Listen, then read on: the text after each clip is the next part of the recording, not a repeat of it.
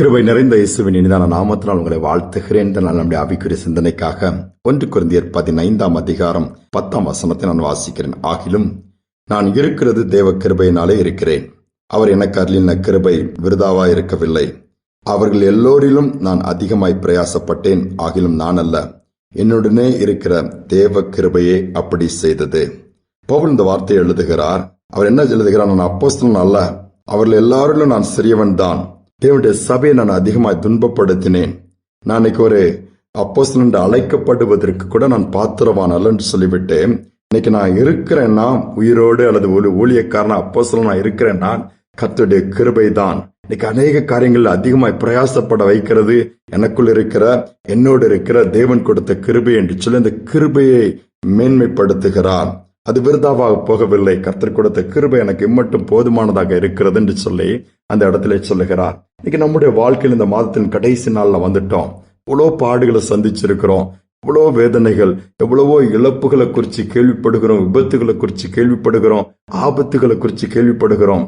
ஏன் இந்த மாதத்தை தொடங்கணுவங்க கூட இன்னைக்கு இல்ல, இந்த வருஷத்தை தொடங்கணுவங்க இல்லைன்னு சொல்றதை காட்டிலும் இந்த மாதத்தை முடிக்க முடியாம எத்தனை பேரை கடந்து போயிட்டாங்க.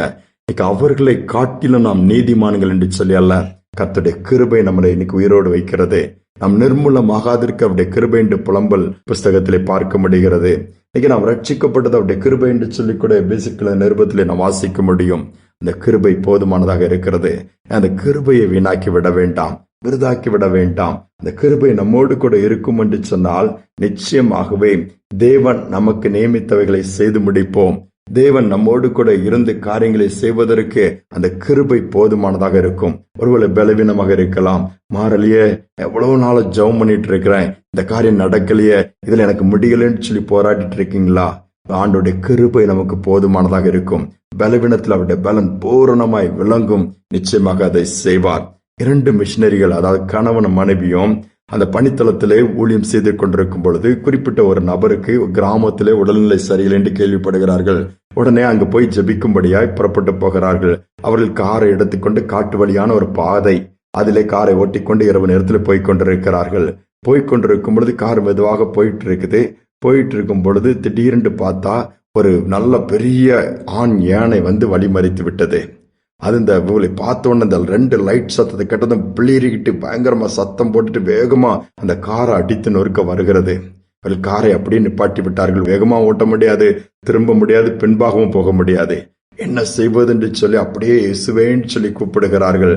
ஆண்டவரே, நீர் கிருபை பாராட்டுங்க, நீங்க தான் அந்த இரவு நேரத்துல வேற எந்த உதவியும் எங்களுக்கு கிடையாது என்று சொல்லி காருக்குள்ள 2 பேரும் அப்படியே அமைதியா ஜெபித்து கொண்டிருக்கிறாங்க. அந்த கார் அருகிலே வந்த அந்த யானை கோபத்துல அந்த காரில் 2 லைட் எரிஞ்சிட்டு இருக்க ஒரு லைட்டை தும்பிக்கை வச்சுட்டு வேகமா அடிச்சு உடைச்சு அந்த லைட் அணைஞ்சிருச்சுது. அடுத்த லைட் எரிஞ்சதுல அதையும் வேகமா அடிச்சு உடைக்குது. அதுவும் அந்த கண்ணாடி உடைஞ்சு அந்த லைட் அணைஞ்சிருச்சுது. அணைஞ்ச உடனே அந்த யானை என்ன பண்ணிடுச்சுது, புறப்பட்டு போயிடுச்சுது. ஏன் அந்த யானை என்ன நினைச்சது, நம்ம எதிர்த்து வந்தது ஏதோ ஒரு மிருகம், ஒரு கொடிய ஒரு ஒன்று, அதை நம்ம அடிச்சு கொன்னுட்டோம். 2 லைட் அணைஞ்ச உடனே அது அவ்வளவுதான், முடிஞ்சு போச்சு, சத்துனுச்சு, அது புறப்பட்டு போயிடுச்சுது. இவங்க அந்த இருட்டிலே மெதுவாக காரை ஓட்டிக்கொண்டு குறிப்பிட்ட இடத்துக்கு பத்திரமாய் போய்விட்டார்களாம். யோசித்து பாருங்கள், இன்னைக்கு ஒருவேளை அந்த யானை அந்த வாகனத்தை முழுவதுமாய் ஒரே தூக்கி கூட எறிய முடியும். அவள் சொல்லுகிறார்கள், கர்த்தர் எங்களுக்கு கிருபை பாராட்டினார், அவருடைய கிருபை தான் எங்களை பாதுகாத்தது, அந்த கிருபை தான் எங்களை தப்புவித்தது, இன்னைக்கு நாங்கள் உயிரோடு இருக்கிறது அவருடைய கிருபை என்று சொன்னார்கள். யோசித்து பாருங்கள், இன்னைக்கு நம்மை தாங்கும்படியாய், பாதுகாக்கும்படியாய், காத்து வழிநடத்தும்படியாய் கர்த்தருடைய கிருபை இன்றைக்கும் போதுமானதாக இருக்கிறது. அந்த கிருபை இந்த நாளிலும் புதிதாக இருக்கிறது. அந்த மாதத்தின் கடைசி நாள்ல வந்துட்டோம். ஒவ்வொரு நாளும் கர்த்தருடைய கிருபை தாங்கினதை நினைச்ச ஆண்டவருக்கு நன்றி செலுத்துவோம். புதிய மாதத்துக்குள் பிரவேசிப்பதற்கு முன்பாக தொடர்ந்து அந்த கிருபை தாங்கும்படியாக நம்ம கேட்போம். இன்னும் அதிகமாய் பூரணமாய் நமக்கு கிடைக்கும்படியாக ஜெபிப்போம். நிச்சயமாக ஆண்டவர் அருள் புரிவார். ஜெபிப்போம். அன்பின் தகப்பனே, இந்த மாதத்தின் கடைசி நாளில் வந்திருக்கிறோம். வேகமாய் நாட்கள் போய்கொண்டிருக்கிறது. இப்பொழுதுதான் இந்த மாதம் தொடங்கினது போல இருந்தது. கடைசி நாள் வந்துட்டோம்ப்பா. தொடர்ந்து எங்களை நடத்தினதற்காய் ஸ்தோத்திரம், தொடர்ந்து நடத்த போவதற்காய் ஸ்தோத்திரம். இதை கேட்டுக்கொண்டிருக்கிற ஒவ்வொரு பிள்ளைகளை தைரியப்படுத்துங்க. ஒருவேளை இந்த மாதத்துல காயங்கள் ஏற்பட்டிருக்கலாம், வேதனையான அனுபவத்தில் வந்திருக்கலாம், கண்ணீரின் பாதையில் போய்கொண்டிருக்கலாம், இழப்புகளை சந்தித்திருக்கலாம், என்ன செய்வதென்று அங்கலாய்த்து கொண்டிருக்கலாம். இப்படிப்பட்ட எந்த சூழ்நிலை இருந்தாலும் என் தேவன் மட்டும் காப்பாற்றினீர். வரப்போகிற மாதம் பிள்ளைகளை தைரியப்படுத்துகிற மாதமாய், தூக்கி நிறுத்துகிற மாதமாய், சூழ்நிலைகளை மாற்றுகிற மாதமாய், தொடர்ந்து எல்லாவற்றையும் துணை நிற்கிற மாதமாய் மாற்றிக் கொடுப்பீராக. தாழ்த்தி ஒப்புக் கொடுக்கிறோம். செய்த நன்மைகளுக்காய் மீண்டும் நன்றி செலுத்துகிறோம். துதிக நம்மை ஏற்றுக்கொள்ளும் இயேசுவின் நாமத்தில் வேண்டிக் கொள்கிற நல்ல பிதாவே, ஆமேன் ஆமேன். அவருடைய கிருபை நிர்மூலமாகாதபடி நம்மை காத்து வந்திருக்கிறது. தொடர்ந்து அந்த கிருபை போதுமானதாக இருக்கும். இந்த சிந்தனையோடு இந்த நாளை தொடருவோம். மீண்டுமாய் நாளை தினம் சந்திப்போம்.